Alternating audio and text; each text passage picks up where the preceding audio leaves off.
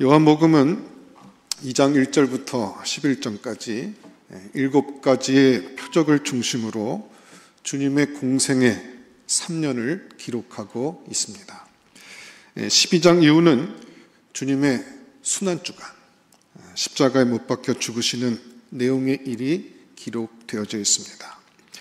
우리가 요한복음에 나타난 이 7개의 표적들을 살펴볼 적에 첫 번째 표적이 갈릴리 가나 혼인잔치에서 물을 포도주로 바꾸신 표적이었습니다.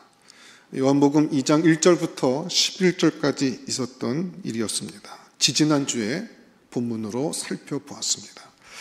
오늘 기적은 예수님의 공생의 가운데 행하신 기적 가운데 두 번째로 행했던 기적입니다. 오늘 46절에 보면 두 번째 표적이 똑같이 갈릴리 가나에서 행하셨다는 것을 알 수 있습니다. 첫 번째 표적과 두 번째 표적이 모두 갈릴리 가나에서 이루어졌습니다. 사실 예수님의 공생애 중에 예수님의 표적이 개인적인 차원에서 한 가정을 중심으로 이루어진 표적이 첫 번째, 두 번의 표적이고요. 나머지 세 번째부터 나머지 모든 표적은 유대의 회중들과 공개적으로 대중들 앞에서 이루어진 표적들이었습니다. 그런데 이 7개의 표적이 소개되면서 그 표적이 나타날 때마다 그 표적에 따라서 항상 주님이 말씀하시는 긴 설교, 곧 강화가 나옵니다. 예수님의 표적과 강화가 반복되어 가면서, 근데 이것이 후반부로 가면 갈수록 오히려 기적보다는 강화가 계속 강조되고 심화되어져 나가는 것을 볼 수가 있습니다. 그러니까 요한복음은 전반적인 구조의 흐름이 표적에서 강화로 나가고 있다는 것입니다.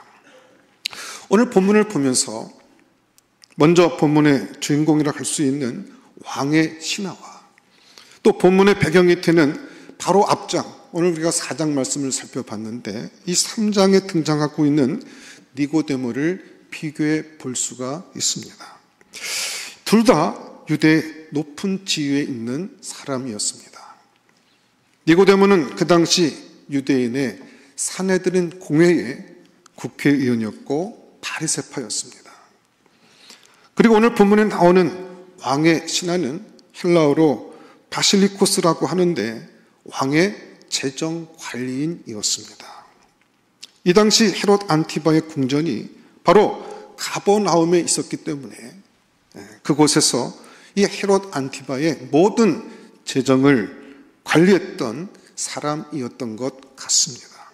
이 사람이 어떤 사람이었는지는 정확하게 알 수가 없습니다만 헤롯 당파에 속했던 것 같습니다. 그리고 이 사람은 왕의 신하로서 고관이었습니다. 둘 다 유대에서 신분이 높은 사람이었습니다. 이 두 사람이 주님을 만나는 장면도 의미심장합니다. 우리가 요한복음을 쭉 읽어 나가다 보면 이 사도 요한은 빛과 어둠이라는 상징을 계속 사용하면서 사람들을 분류하고 있습니다. 이 요한의 분류에 의하면 니고데모는 한밤중에 찾아온 어둠에 속한 사람이었습니다. 그러나 오늘 본문에 나오는 왕의 신하는 오후 1시에 자기 아들이 낫게 되는 경험을 하게 되는데 정오에 찾아온 사람이었습니다. 예수님을 한낮에 만난 사람이었습니다. 니고데모가 어둠에 속한 사람이었다면 이 왕의 신하는 빛에 속한 사람이었다는 것을 우리에게 대조적으로 보여주고 있습니다. 여러분, 이 하나님의 빛에 대해서 원래는 바리새인과 니고데모처럼 율법을 연구한 사람이 더 가까워야 합니다. 그러나 의외로 오늘 본문을 보면은 여기서 율법을 연구하던 바리새인보다 헤롯 당파에 속했던 이 왕의 신하가 오히려 하나님의 은총에 더 가까웠던 것을 볼 수 있습니다. 여기서 우리가 한 가지 발견할 수 있는 것은 하나님의 빛은 고상하고 종교적이며 인격적인 것을 갖고 있던 그 자기 삶의 태에서 자부심을 갖고 있었던 그 당시 지배계층에게 임하지 않았다는 사실입니다.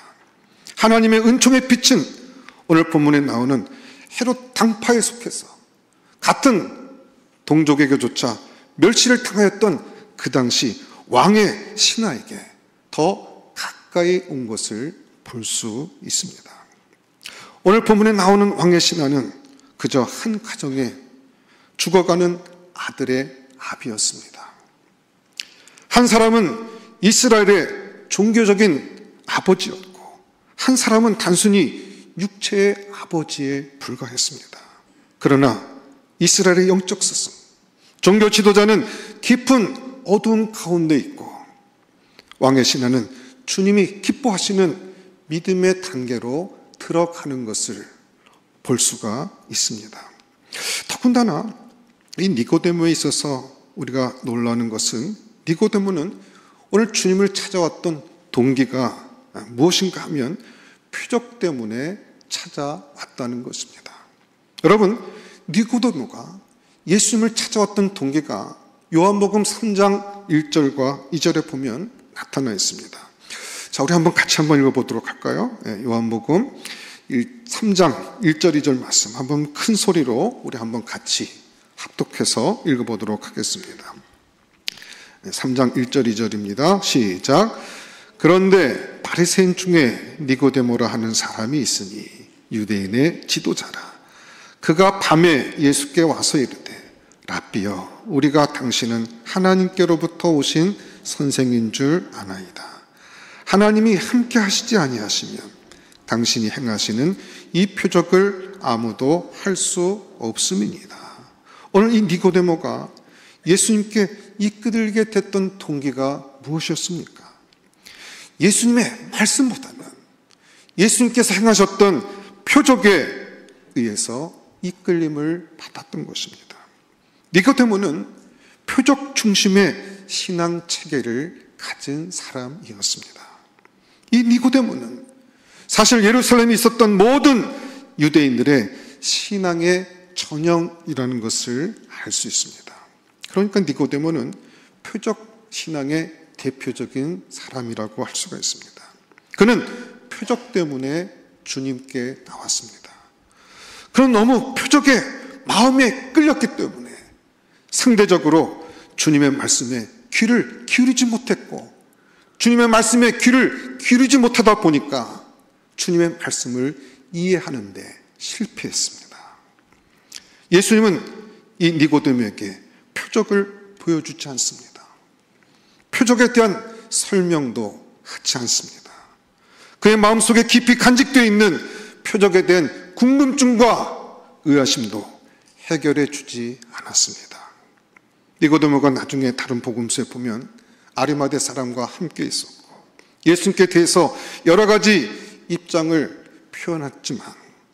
표명한 것을 보게 됐지만 아직 유대인들 회당 가운데서 자기의 입장을, 자기의 신앙을 공개적으로 고백하지도 않았고 그는 유대인들 가운데 숨어있는 한 모습을 보이고 있습니다. 이것은 입장이 분명하지 않은 태도입니다.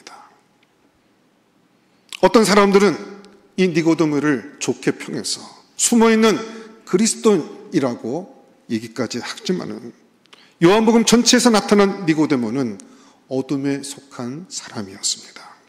그는 빛 가운데 자기를 드러내지 않았습니다.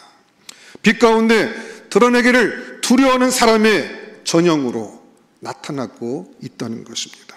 그래서 3장의 니고데모는 이스라엘의 영적인 아비임에도 불구하고 주님께서 기대하시는 믿음에 이르지 못하고 예수님의 말씀을 이해하지 못할 뿐 아니라 그냥 머리를 설레설레 흔들며 떠나는 사람으로 나타나고 있습니다. 그는 표적 신앙을 가지고 있는지 모르지만 말씀 신앙으로의 전환이 이루어지지 않은 그리스도인이었습니다. 여러분, 주님께서는 우리들의 신앙이 표적 중심의 신앙이냐, 말씀 중심의 신앙이냐에 대해서 오늘 보면 두 번째 표적을 통해서 우리에게 도전을 하고 있는 것입니다. 오늘 본문에 보면 한 신하가 주님께 와서 표적을 요구하는데 주님은 표적을 행하지 아니하시고 말씀만 주십니다. 그리고 그 말씀을 순종했을 때 나중에 표적이 뒤따라 왔습니다. 여기서 표적보다 뭐가 우선순위라는 것을 주님께서 얘기하고 있는 것일까요? 말씀의 우위를 말씀하고 있는 것입니다. 오늘 많은 사람들이 이 표적 신앙을 갖게 되면요, 기적을 일으키는 것을 보고 그 사람을 믿고 따르는 경우가 많습니다. 오늘날 모든 이단들을 보십시오. 모든 유사 종파들을 보십시오. 그들 가운데는 이적과 기사가 흔합니다. 그런데 그것이 모두 사람들의 마음을 미혹하는 것입니다. 종교 지도자가 절대화됩니다. 우상화됩니다. 그래 가지고 그들 마음속에 건강한 양식과 성경적 비판력을 상실합니다. 말씀은 사라져버리고 그 표적만 마음에 남는 것입니다. 그러면서 그 영혼은 어둠 가운데로 들어가게 되는 것입니다. 유대인들이 그랬습니다. 유대인들은 표적을 구하고 헬라인은 지식을 구하나 우리는 십자가에 못 박힌 그리스도를 전하노라. 사도 바울이 이 유대인들의 표적주의에 대한 반발을 볼 수가 있습니다. 유대인들은 표적을 좋아했습니다.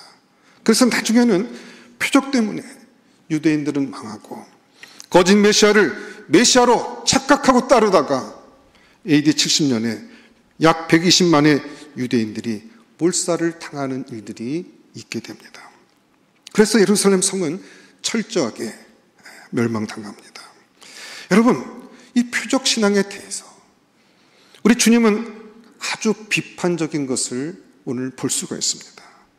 오늘 주님의 두 번째 표적은 표적을 부정하는 표적입니다.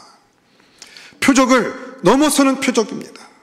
표적을 상대화하는 표적입니다. 그리고 오히려 말씀을 높이는 표적인 것입니다. 그래서 오늘 두 번째 표적은 표적의 변증법이라고 할 수가 있습니다. 말씀과 표적 사이를 그 긴장을 왔다 갔다 하면서 가나에서 오늘 두 번째 표적을 행하실 적에는 표적을 위한 표적을 행하시지 않는다는 것입니다. 오늘 표적이 일어나는 데 있어서 한 아버지의 믿음을 여기서 볼 수가 있습니다. 오늘 보면 46절 후반에 보면 이렇게 되어 있습니다. 왕의 신하가 있어 그의 아들이 가버나움에서 병들었더니, 이 아들은 가버나움에서 병이 들었습니다. 이 병은 심각한 병이었습니다. 47절에 보니까 그가 거의 죽게 되었다라고 되어져 있습니다. 49절에 보면은 이 아버지는 예수님을 붙들고 아뢰기를 내 아이가 죽기 전에 내려오소서라고 부르짖고 있습니다. 그리고 마지막 구절들에 가서 보면은 그 열기가 떨어졌다고 52절에 되어 있는 것을 보게 됩니다.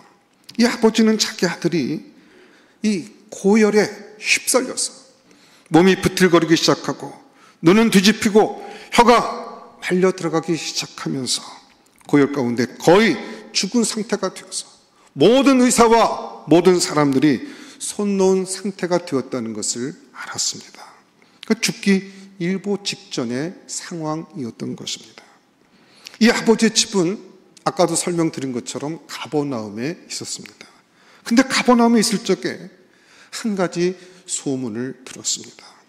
47절에 보면 그가 예수께서 유대로부터 갈릴리로 오셨다는 것을 듣고 라고 했습니다. 예수님은 갈릴리 가나에서 첫 번째 표적을 행하셨습니다. 그 소문을 들어서 알고 있습니다.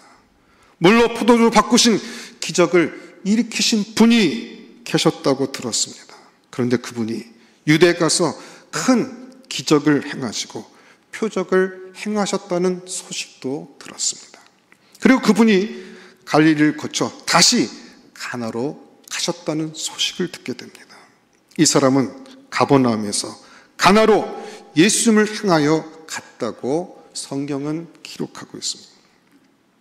가버나움에서 가나까지의 거리는 34km입니다. 직선거리입니다.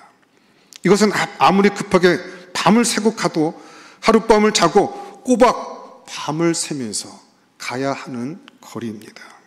그런데 이 왕의 신하였던 아버지는 자기 아들이 열병으로 비틀려 죽어가는 것을 보는 순간에 이 문제를 해결해 주실 분은 오직 예수님밖에 없다는 그 예수님의 표적에 대한 소문을 듣고 이 아버지는 밤을 새면서 이 가버나움에서 가나로 내려갔던 것입니다. 내려오면서 그 마음속에 제발 예수님을 만날 수 있게 되기를, 예수님을 모시고 가서 우리 아이에게 손을 얹으면 나을 텐데, 그러한 믿음을 가지고 있었습니다. 여기서 여러분, 이 아버지의 이 믿음의 첫 번째 시작이 어떻게 시작되었는지를 우리는 알 수가 있습니다. 이 47절 후반절에 보면 가서 청하되 내려오셔서 내 아들의 병을 고쳐주소서 하니 그가 거의 죽게 되었습니다. 그런데 이렇게 요청하는 이 아버지에 대해서 그 예수님의 평가가 48절에 나오는데 이렇게 나옵니다. 자, 우리 48절 말씀은 같이 한번 읽어보도록 하겠습니다. 48절 같이 읽겠습니다. 시작. 예수께서 이르시되 너희는 표적과 기사를 보지 못하면 도무지 믿지 아니하리라. 너희는, 이것은 2인칭 복수입니다. 갈릴리 사람들, 유다 사람들, 니고데모 혹은 이 아버지까지 포함된 말입니다. 너희는 표적과 기사를 보지 못하면 도무지 믿지 아니하리라. 이건 무슨 말일까요? 지금 이 아버지도 표적 중심의 신앙인이라는 것입니다. 표적에 관심이 있고 그 표적을 통해서 자신의 문제가 해결될 수 있다고 생각하는 그 믿음을 가지고 주님 앞에 나왔다는 것입니다. 이 아버지는 예수님을 향해서 그분이 메시아인지 그리스도이신지 구원자인지 전혀 상관이 없는 것입니다. 누군지 모르지만, 선지자인지 누군지 모르지만 그분이 표적을 행한다, 기적을 행한다, 거기에만 온 정신의 마음을 쏟고 예수님께 달려 나온 것입니다. 그리고 지금 주님께 도움을 구하고 있는 것입니다. 그러나 예수님은 이 아버지를 보면서 이 당시 유대인들의 모든 영적 경향에 대해서 굉장히 시니컬한 것입니다. 너희들은 도대체 항상 하나님을 뭘 통해서 믿으려 한다는 것입니까? 표적과 기사를 파야만 하나님을 믿는구나. 표적과 기사가 없으면 하나님께 나가기조차 하지 않는구나. 이 표적주의 신앙에 대해서 오늘 주님은 답답해하시고 냉정하게 대하시고 냉소적으로 대하고 계신 것입니다. 여러분, 요한복음에는 표적을 보고 믿는 자와 표적을 보지 않고 믿는 자로 갈라지고 있습니다. 표적을 보고 믿는 자들은 예수님의 사도들이 대표적인 사람들이었습니다. 이 사람들은 항상 표적을 보고 믿었습니다. 우리가 지지난 시간에도 이 가나의 혼인잔치 말씀을 살펴보았습니다만 2장 11절에 보면 갈릴리 가나에서 물을 포도주로 바꾸시는 첫 기적을 행하시니 저희가 하나님의 영광을 보고 믿더라 했습니다. 이들은 보고 믿는 자들이었습니다. 요한조차도 우리가 그의 영광에 대해서는 손으로 만진 바요 눈으로 본 자라고 말했습니다. 눈으로 보았다는 것을 강조하고 있는 것입니다. 사도들은 보고 믿는 자들이었습니다. 대표적인 사람은 디두모라고 하는 도마였습니다. 주님이 부활하셨는데도 이 디두모라고 하는 도마는 말하기를 그분의 손에 있는 못자국을 직접 보고 그 못자국에 내 손가락을 넣어보고 또 그분 옆구리에 내 손을 넣어보지 않고는 믿지 않겠노라 라고 했습니다. 그러자 주님께서 이 의심 많은 도마에게 나타나 주셨습니다. 그리고 손가락을 내밀어서 내 손을 보고 내 손을 내밀어 내 옆구리에 넣어보고 믿으라고 말했습니다. 도마는 손을 내밀지도 못하고 쓰러졌습니다. 그러면서 부르짖었습니다. 나의 주, 나의 하나님. 그리고는 부활을 받아들였습니다. 그래서 주님께서 하셨던 말씀이 있습니다. 너는 나를 본고로 믿느냐? 보지 않고 믿는 자가 더 복이 있도다. 보고 믿는 자는 표적을 중심으로 믿는 자요. 보지 않고 믿는 자는 말씀을 중심으로 믿는 자입니다. 주님은 표적신앙보다 말씀신앙을 더 우위에 두고 있는 것입니다. 이 하나아버지도 표적 중심의 사람이었습니다. 그럴 수밖에 없죠. 지금은 표적이 필요한 때입니다. 아이가 낳는 것이 급선무입니다. 그리고 표적을 행하신다는 예수님을 향해 달려와서 무릎을 꿇었습니다. 그래서 주님은 그 사람을 향해서 그 시대 유대인의 경향을 한마디로 너희는 표적과 기사를 보지 못하면 도무지 믿지 않는다라고 탄식하셨던 것입니다. 그러면서 이 아버지에게 주님의 태도는 그의 잘못된 믿음을 야단치거나 비판하는 것만으로 끝나지 않았습니다. 여러분, 우리가 주님을 좋아하는 이유가 무엇입니까? 내 부족한 것을 혹독하게 야단치고 그 야단으로 끝나지 않는다는 것입니다. 항상 보완해 주시고 다음 단계로 나아갈 수 있도록 우리를 이끌어 주시는 분이십니다. 저와 여러분의 신앙이 아무리 연약한 가운데 낮은 단계 신앙을 갖고 있다 할지라도 주님은 그 신앙을, 그 잘못된 것을 지적하고 그 한계를 보게 하시면서도 우리를 포기하거나 버리지 않는다는 것입니다.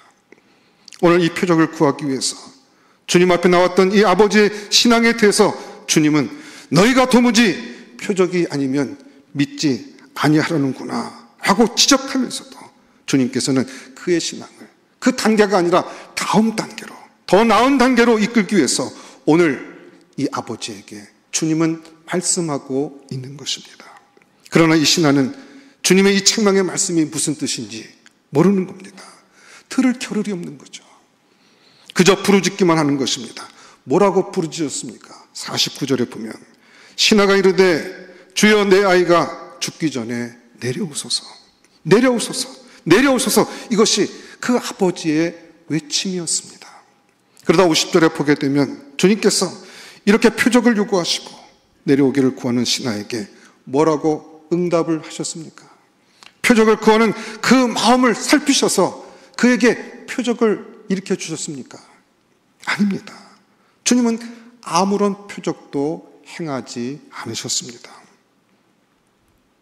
오늘 본문의 주님은 표적을 행하신 것이 아니라 말씀을 주신 것을 볼 수가 있습니다.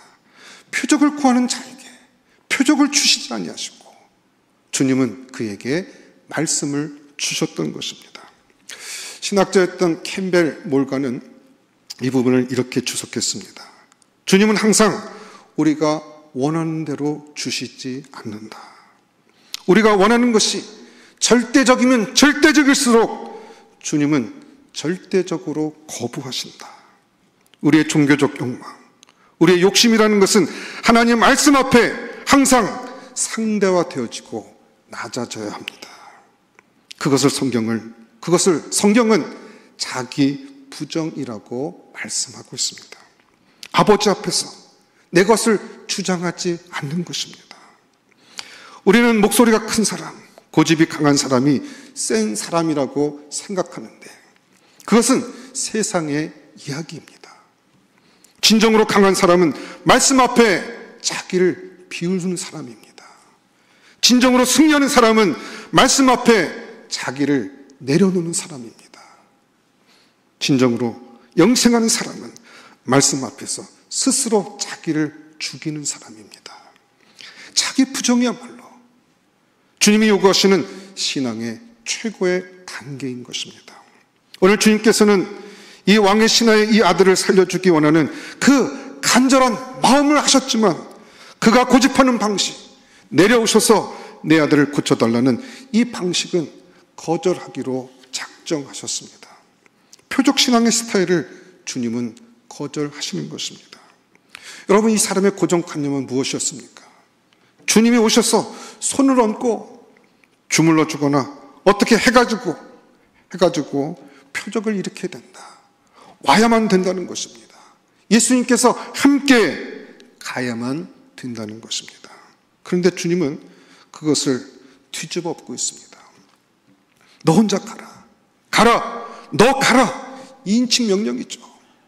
너 가라. 주님은 함께 가시지 않습니다.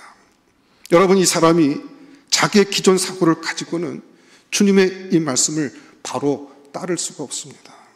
거절할 수밖에 없습니다. 이 사람 불안하고 초조할 수밖에 없습니다. 그런데 왜 주님께서 이처럼 이 사람의 요구를 거꾸로 뒤집고 엎고 있습니까? 그 다음에 말씀 때문에 그렇습니다. 주님은 이렇게 말씀하십니다. 가라.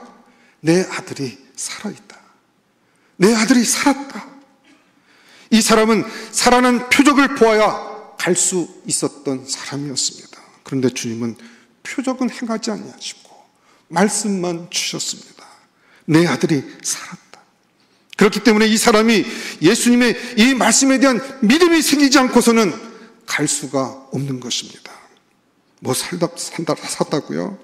주님 가셔서 살리셔야죠.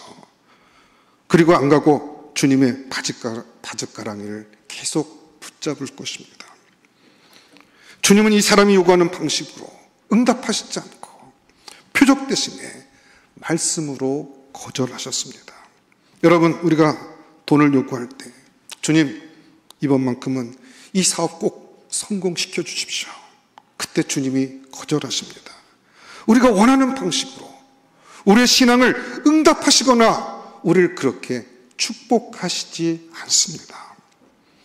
주님, 이번만큼은 저 좀 살려주세요. 그런데 주님이 거절하시고 병이 더 위중하게 되는 경우가 많이 있습니다. 주님, 제게 이런 일은 절대로 안 일어났으면 좋겠습니다. 하나님 앞에서 여러분, 절대라는 말을 조심하셔야 됩니다. 절대 하면 주님이 절대로 그것을 주님은 일으키십니다. 주님은 우리 마음에 절대적인 우상을 뒤집어 놓기를 좋아하시기 때문에 그렇게 하시는 것입니다. 왕의 신하가 주님께 내려오소서 하는데 주님께서는 안 가겠다고 말씀하실 뿐만 아니라 너 혼자 가라고 말씀하시면서 그가 갈 수 있는 유일한 근거는 내 아들이 살았다고는 내 말이 믿어지면 가라고 주님은 말씀하고 있는 것입니다. 그런데 여러분, 놀라운 일이 일어났습니다. 표적 중심이 있었던 이 사람이 갑자기 이 말씀을 듣는 순간에 기묘하게 그의 신앙의 패러다임이 바뀌는 것이었습니다. 표적은 나타나지 않고 오히려 거절되었는데 주님의 내 아들이 살아났다라는 말씀이 믿어지기 시작한 것입니다. 이 사람은 표적 신앙에서 말씀 신앙으로 그 신앙의 형태가 지금 바뀌고 있는 것입니다. 전환되고 있습니다. 이것이 믿어지는 동안에는 그는 갈 수 있는 것입니다. 여러분, 이 사람이 가기 시작했는데 어떻게 갔습니까? 그 다음날에 돌아오는 하인들을 만난 것을 보니까 이 사람이 밤을 새며 갔던 것입니다. 그 즉시로 이 사람이 몇 시간 걸렸는지 저는 알 수가 없습니다. 이때 12시쯤 주님을 만났고 주님께서 내 아들이 살았다라고 선포하셨던 것이 오후 1시, 이 당시 로마식으로 제7시니까 오후 1시였는데 이 사람이 밤을 새고 돌아간 것입니다. 그러니까 34km의 거리를 지금 돌아가고 있었다는 것입니다. 이 돌아감의 과정은 이 사람의 믿음의 고백일 뿐만 아니라 그의 믿음의 행진이었던 것입니다. 믿지 못하면, 의심이 생기면 돌아가지 못합니다. 돌아가다가도 다시 주님께 돌아올 거예요. 주님, 내가 아무리 생각해봐도 못 갈 것 같습니다. 그냥 그 아들이 살았다는 말만 듣고 어떻게 그 먼 길을 다시 돌아갈 수가 있겠습니까? 저하고 제발 좀 같이 가셔서 내 아이에게 손 좀 얹어 주십시오. 아마도 주님의 바짓가랑이를 다시 붙잡을 것입니다. 내려가면서도 회의가 생기고 믿음이 연약해지면 내가 잘못한 것 아닐까? 내가 아까 그 주님 앞에 몸부림치고 매달릴 때 그때라도 그 주님의 바짓가랑이를 붙들고 잡고 놓지 말았어야 했는데 내가 어떻게 이렇게 순진하게 내 아들이 살았다는 그 말만 믿고 그 말씀만 믿고 이렇게 갖고 있을까? 그런 회의와 고민이 그에게 왜 없었겠습니까? 그러나 어쨌든 밤을 새며 걸어갔던 그 야간 행군 34km는 그의 믿음의 행진이었습니다. 어둠 속에서 빛을 찾아가는 길이었습니다. 이 사람은 대낮에 주님을 만났습니다. 오후 1시에 주님을 만났습니다. 그리고 그 빛 대신 말씀이 마음과 심령 가운데 들어왔습니다. 그리고 그 들어온 그 말씀의 빛을 붙들고 한밤에 어둠을 그는 진행하고 있는 것입니다. 여러분, 표적신앙에서 말씀신앙으로 바뀌는 데는 항상 연단의 기간이 필요합니다. 시험의 시간이 필요합니다. 그리고 쉽게 바뀌지 않습니다. 주님께서는요, 우리가 처음 예수 믿을 때는요, 표적과 기사들을 잘 이루어 주셔요. 그러나 어느 순간부터는 말씀만 주시고 표적은 잘 안 일으키십니다. 그래서 말씀이 현실이 될 때까지 시간이 많이 필요한 것입니다. 그 기간 동안 우리의 믿음이 올라갔다 떨어졌다 실망했다 낙심했다를 반복하는 것입니다. 어둠의 긴 여행을 하는 것이죠. 불신앙과 의혹과 어둠 속에서 주님이 일부러 그렇게 우리를 두시는 것입니다. 주님이 표적을 당장 그 앞에서 얼마든지 이룰 수 있는 능력의 주님이시지만 주님은 기적은 주지 않고 말씀만 주시고 그 말씀을 붙들고 그 말씀의 표적이 나타날 때까지 말씀에 대한 신앙을 연단시키시면서 그 어둠의 길을 우리로 하여금 걷게 하신다는 것입니다. 여러분, 누구에게나 시련은 있습니다. 여러분 생애 중에 정말 어둠이 다가오고 있습니까? 정말 경제적으로 어려운 순간을 맞이하고 계십니까? 혹시 질병 때문에 어려움 가운데 봉착해 있습니까? 자녀들 때문에 혹은 부모 때문에 어려우십니까? 여러분 마음속에 어둠과 고통의 밤을 지내고 계십니까? 여러분, 그 기간은 하나님께서 우리를 시험하시는 시간들입니다. 말씀을 정말 믿느냐? 그냥 머리를 믿고 입술만 고백하는 그런 신앙인가? 우리의 전인격을 다 실어서 우리의 존재와 우리의 모든 삶을 두는 그와 같은 믿음의 삶을 실제로 살고 있는가? 그것을 저와 여러분에게 묻고 계신 것입니다. 전인격으로 의지하지 않고 말씀을 머리로만 믿게 되면 그 머릿속에 여러 가지 복잡한 상념 때문에 아무것도 하지 못합니다. 왔다 갔다 내려갔다가 올라갔다가 계속 그것을 반복하게 되는 것입니다. 그러나 이것이 전인격을 말씀에 위탁한 그와 같은 신앙으로 발전되기 시작하면 끊임없이 그 어둠의 길을 내려갈 수 있는 것입니다. 왜요? 말씀에 대한 믿음 때문에. 내 아들이 살았다는 그 말씀이 내 마음과 심령 가운데 뜨거워질 때마다 밤을 헤치고 사랑하는 아들을 만나기 위해서 그 어둠의 길을 당당하게 걸어가는 것입니다. 이 아버지는 그렇게 그 밤을 통과하고 있습니다. 그리고 내려가는 길에서 그 종들을 만나게 됩니다. 그 종들이 오다가 만나서 아이가 살아있다 하거늘 기적적인 일이 일어난 것입니다. 53절에 이렇게 되어 있습니다. 그의 아버지가 예수께서 내 아들이 살아있다 말씀하신 그때인 줄 알고 자기와 그 온 집안이 다 믿으니라.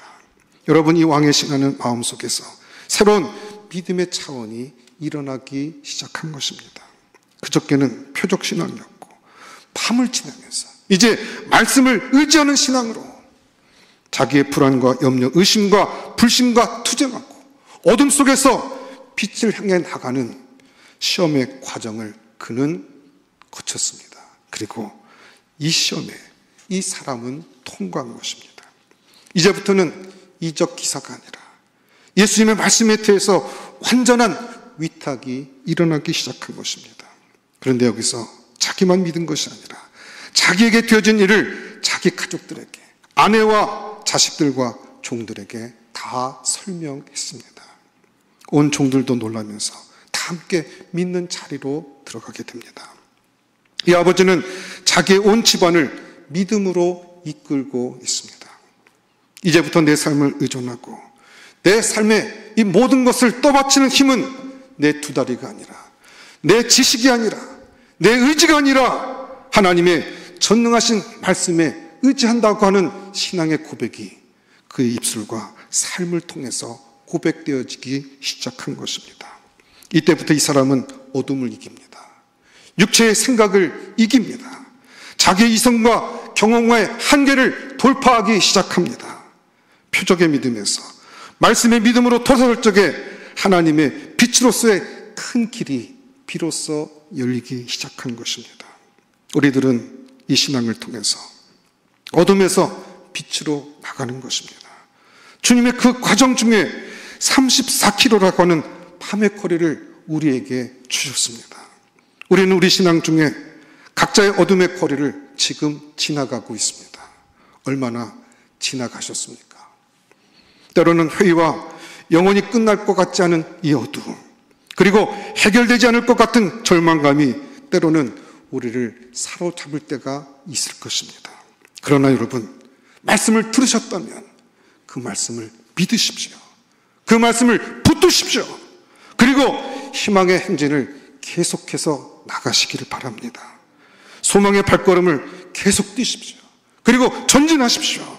어둠의 끄트머리에 우리는 반드시 서게 될 것입니다. 그리고 빛 가운데 들어가게 될 것입니다.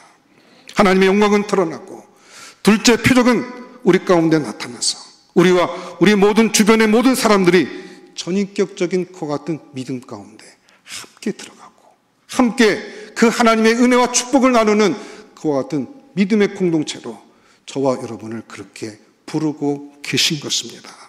이 은총이 저와 여러분에게 넘쳐날 수 있기를 주님의 이름으로 축원합니다.